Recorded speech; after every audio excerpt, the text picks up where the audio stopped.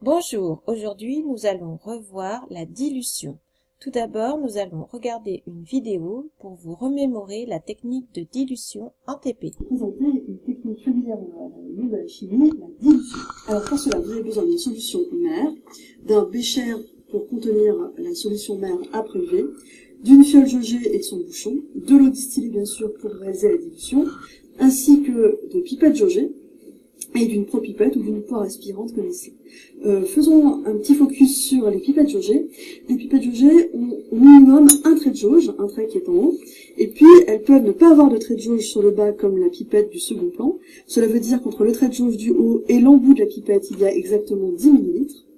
Ou alors les pipettes peuvent avoir deux traits de jauge, comme ici en haut et ici un autre trait de jauge en bas. À ce moment-là, il y a un volume de 10 ml exactement entre ce premier et ce deuxième trait de jauge. Comme toute verrie jaugée, les pipettes jaugées sont donc des verries très précises et donc un peu coûteuses, comme la fiole jaugée. Alors pour commencer, supposons que l'on souhaite prélever 10 ml d'une solution mère pour réaliser une solution phi de 50 ml, donc diluée 5 fois. On verse un peu de solution mère dans un bécher. On estime à peu près le volume qu'on souhaite prélever, donc une dizaine de millilitres, donc on fait à peu près un volume double dans le bécher. Bien entendu, il faut initialement rincer votre pipette jaugée avec la solution mère que l'on souhaite prélever. Là, pour aller un petit peu plus vite, je vais vous passer de cette étape. Et si vous utilisez une poire aspirante, vous allez d'abord dégonfler la poire aspirante, donc en appuyant sur l'extrémité et en appuyant donc sur la partie gonflée. Puis, vous emboîtez la poire aspirante sur l'embout de la pipette. Alors bien sûr, mettez pas vos mains très éloignées l'une de l'autre, rapprochez plutôt de vos deux mains.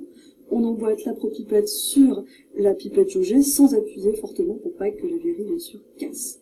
La pipette jaugée doit être tout le temps verticale pendant tout son usage.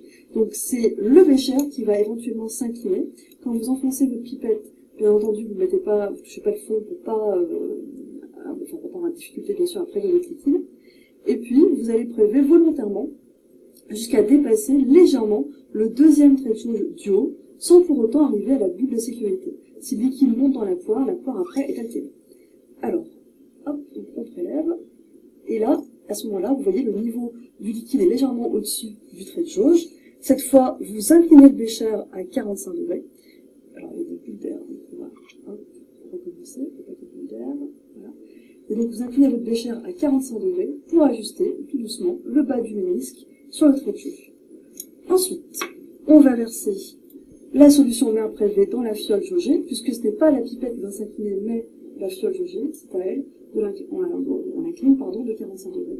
Et on verse, mais cette fois, bien sûr, faire attention, comme on a pris une pipette à deux traits de jauge, on s'arrêtera au trait de jauge du bas. Quand le liquide est dans le réservoir, c'est toujours un petit peu plus long, à la fois pour prélever et pour verser. Et après, ça va être beaucoup plus vite. Il faut faire bien attention. Il va commencer à ralentir. C'est vos yeux qui sont au niveau du trait de jauge.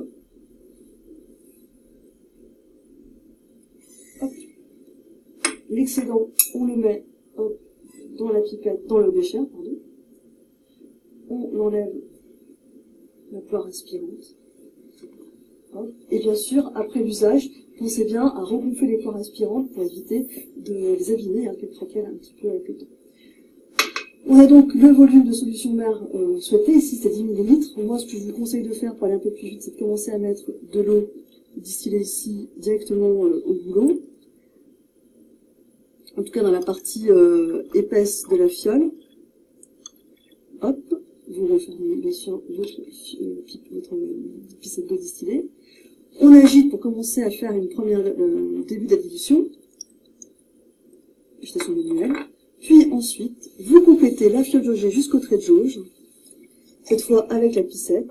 Donc attention à ne pas dépasser le trait de jauge, parce que si on dépasse, il faut tout recommencer. Hors de question de prélever. Voilà, c'est un petit peu délicat. Une fois que c'est fait, vous bouchez. Et comme pour la dissolution, on homogénéise la solution par retournement successif, donc 2 ou 3 fois. Et là, ici, on a réalisé une solution phi à partir d'une solution mère en diluant 5 fois celle-ci.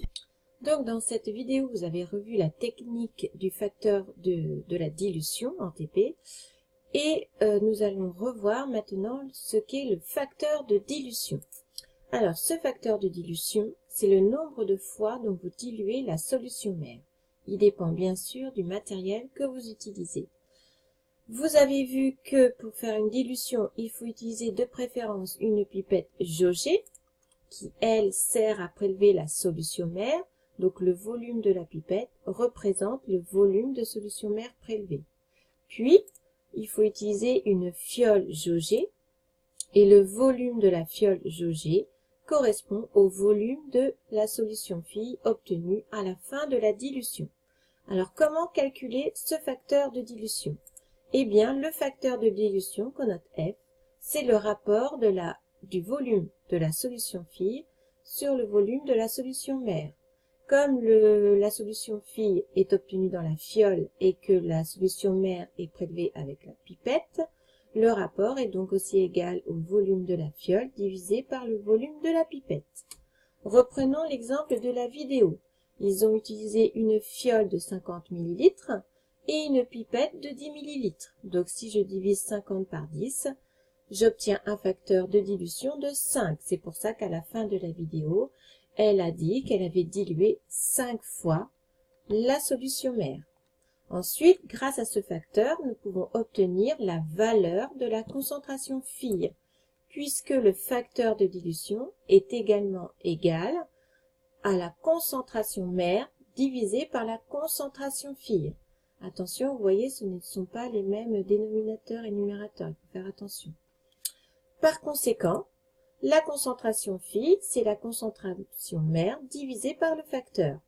Dans la vidéo, la concentration mère était de 0,1 mol par litre.